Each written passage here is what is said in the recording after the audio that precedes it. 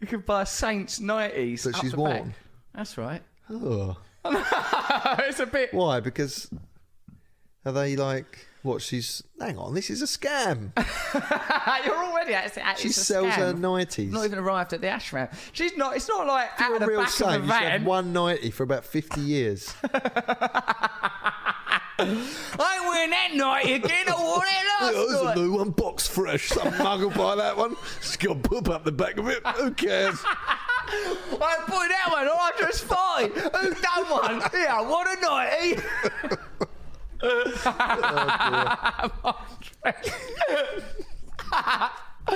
Well, and socks and everything. All sorts Oh, out the back. socks and everything. Oh, I can't afford a 90. I'll just go for a sock.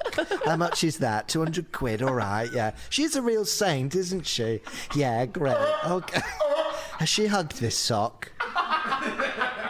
That's all right. I suppose I was going to spend it on Mother's operation, but no, I've got this sock. We'll just pray to this every night. Now, Mother, I've got some good news and some bad news. The good and the bad news is, I'm afraid You're going to turn your machine off. But the good news is, your left foot's going to be a lot warmer. Right. Hello, who's this you? You're right, your operation's not happening.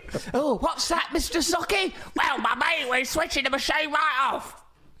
Well, she's got merch up the back.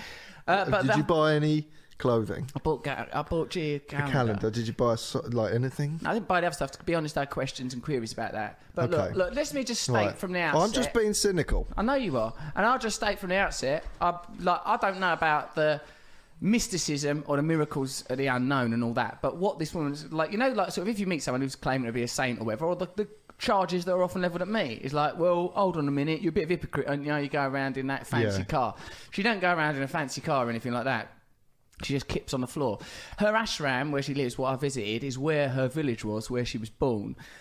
Now the whole village is sort of dedicated to her. There's 10,000 people live there, and say for example when that tsunami happened, was that 2004? They straight away they're out there. They've since that tsunami built 125,000 homes for people there in southern India, and the sort of the work that the philanthropic and humanitarian work that they've done is of such a staggering degree. 5 universities built across India, hospitals, all that. Where's the money for that coming? She doesn't charge for the gigs. That can't all be coming from old socks. Another sock, 10k. Yeah, 200 quid for a sock, that by a new village. Yeah, look at these, knee high. That's £5 on it. So she's... No, I'm not saying that sounds really good. The money's coming from donations. Yeah. I mean, in a way, she is just like the facilitator of these donations, you know, because people believe in her because she has literally I mean, this is like my experience of it, just to sort of to balance the cynicism. At the end of me staying there for just a couple of days, I'm going to stay there a week, but it's too hardcore, Matt. The room I was staying in, I mean, it's not air conditioned. Actually, they did have a little air conditioning unit, but it's very sparse. The beds are like pallet beds. I mean, and they felt like pallets as well. I mean, very, very hard, austere. You know that in the end, I end up showering. You know, like if you're in a country like where there's, I don't know, maybe it's a Muslim country, instead of toilet paper, you hose your bum off. Yeah, Thailand. I like that more. That's I prefer much better that. It's system. a much better system. There's much no question. cleaner. No question that you say what you like about Islam. Yeah, they've got a much cleaner system. No, that's the only place I've come across it is in Thailand. But that's not Muslim. Imagine you had something on a plate, right? Would you wipe the plate with a what is the thing? Paper towel? What's the name? Poo. Firstly, who's made dinner? That's my first question. Say it's ketchup, right? Would you clean the stuff off the plate with a tissue and then put it back in the cupboard? No, you wouldn't. But would you spray it off with water and put it in the cupboard? Yes, you would. So that's my argument. Why would you not give your own bottom the care that you'd give a plate? That's the Matt Morgan theory. Yeah, you can eat your dinner off this. Nice, good work. Well, quite. Anyway, I end up using that hose as what? Shower. Oh, really? I showered myself. That's the level of austerity I was dealing with. Well, how else were you meant to shower? You could have used the shower. But it was too far away. I couldn't be bothered. And my sedan chair had broken. Well, actually, the water pressure wasn't great. Anyway, This spiritual journey went about an inch. So you were meant to stay there a week, but you left after 2 days, right? How embarrassing was that when you went to reception? I've reached enlightenment way before I thought I would, and I'm all right now, and I want to go home. Who's that there? Are you a human being? All I can see is cosmic light everywhere. Anyway, I'm not You've staying. got to pay your bill. Who said that? It's just a voice. Nothing means anything. Here, take my sock. I wiped my bottom on it. I used all the water for my shower. Where did you go after that then? To a posh hotel? What do you want to ruin it for? I'm not trying to ruin it. I'm trying to get the truth out of the matter. I've still not finished being at the ashram. Okay. The cuddles themselves have a real pizzazz. How many cuddles do you get a day? I've got loads. I was rushed to the front. Right. I've got VIP cuddles. But you get one and then you wait like an hour and get another one, or could you overdose on them? I had them on tap, which was more than could be said for water, which I had to fire out of a bottom hose. But like, no, I had good access to the cuddles because we were getting on. What does it feel like when you have them? Nice. She pulls you right in. She's called Amma. That means mother. And it's almost like she's distilled down. What is it that everyone in the world wants love. Everyone needs love. Just distill it down in a complete non-judgmental way. And like when she started her whole hugging thing as a teenager, everyone down the village thought she was a nutter because she was just wandering up to everyone hugging them. Oh, right. So it started down the village. She didn't, because you just said she thought like as if she planned it. What people like? They like the word mother. They like cuddles. Right, look at these pricks here. Every man jack of them. What would they give for a little cuddle? Now, who's going to give the cuddles? Yours truly. I'll be quids in. And at 10 quid a sock, everyone's a winner. So she started in a village just as a normal little girl. She's a fisherman's daughter from Kerala, southern India. Once the Swamis heard about this hugging girl, they all went and checked her out. And it turns out... Hold on a minute. These aren't just normal hugs this woman's giving. She's coming from a perspective of divine consciousness. So they're like spiritual Simon Cowells. They've gone, you got it, kid. You got it, kid. Whatever it is, you've got it. Now and give I us said another to myself, hug. That is a #1 single. They sort of sanctified her, and then like sort of, and I suppose what it is that from there's no angle, there's nothing like look. Although obviously we're approaching it comedically, that as is our obligation. There's not anywhere you can look where it's like, well, hold on a minute, and she's sniding 100 million quid out of this. Right. Everything just goes in service. Everything she spends all day just hugging people. What's funny though in ashram life is that normal hierarchies do spring up. You do see examples of egotism, pride, self-centeredness, certainly from me. Is that just you? I hustle to the cuddle front. I'm not letting go of her.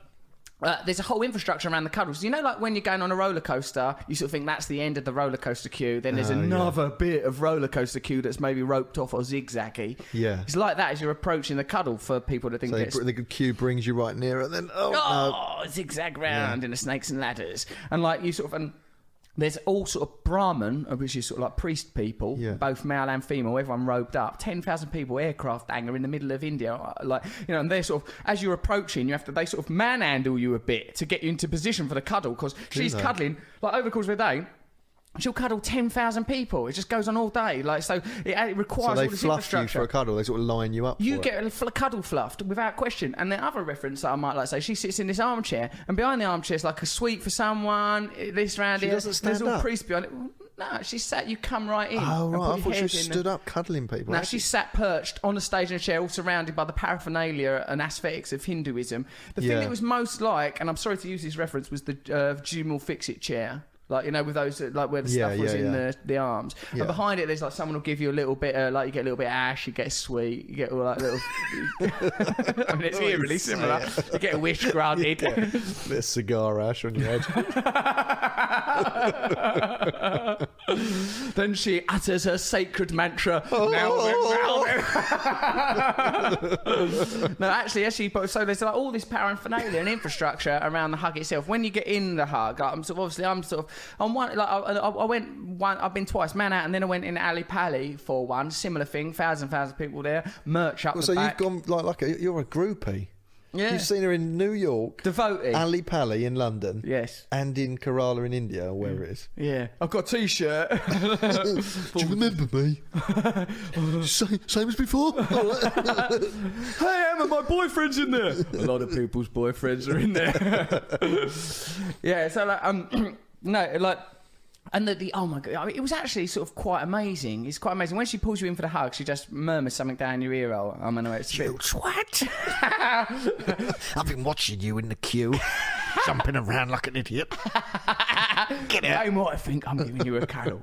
You're going to walk nice and slow to the back, and then you're going to buy a pair of socks for a monkey, and you're going to get yourself back to London.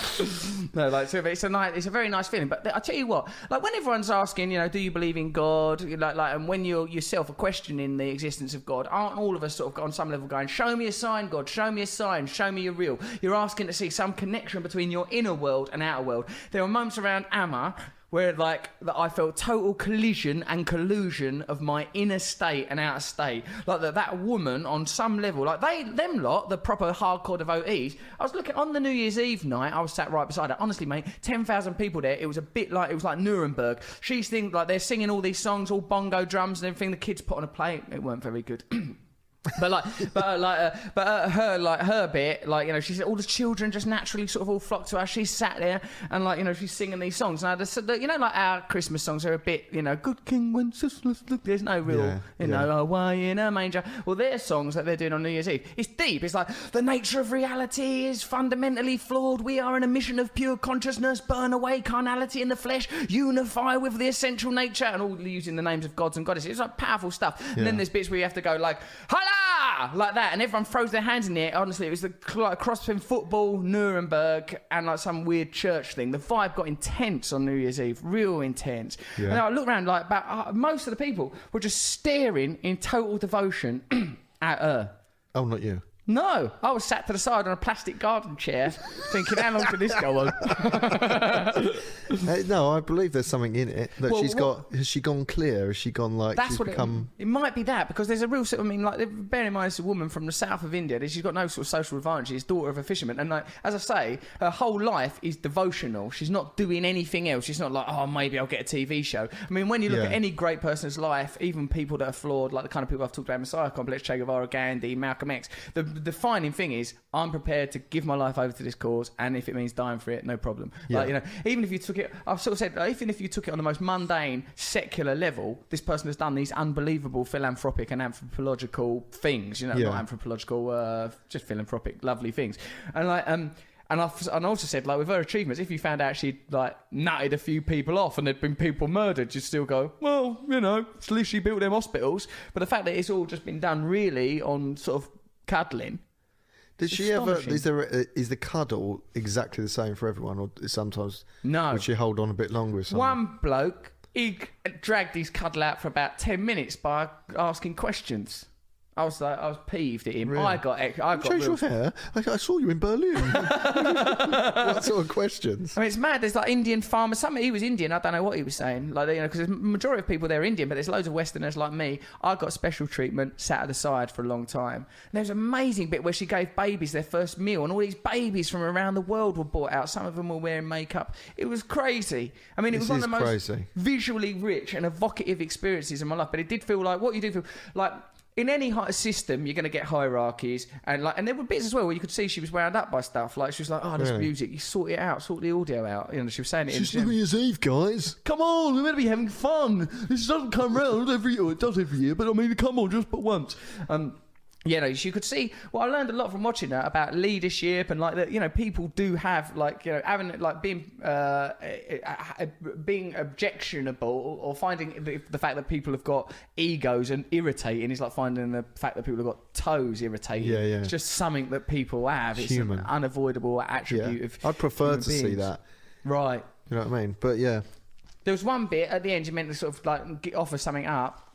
You know, like a sort of, because I got a mantra off of her. Oh, did you? Obviously.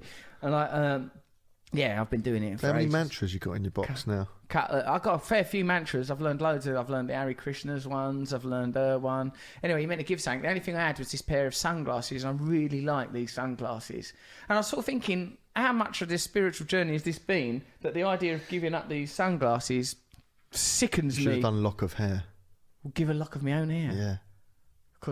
You wouldn't want these foolish products of the modern age. I shall give you a lock of my own hair. There. I sort of offered them. She didn't want them anyway. Oh, really? Yeah. Would she try them on? No, she didn't. She weren't remotely interested in the sunglasses. Anyway, I think I learned some things spiritually on that.